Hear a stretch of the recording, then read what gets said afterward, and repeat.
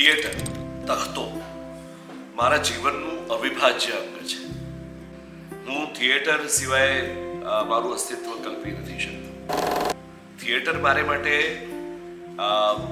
એક એવું પવિત્ર સ્થળ છે કે જ્યાં હું કોઈ પણ આવરણો વગર જે છું તે રહી શકું.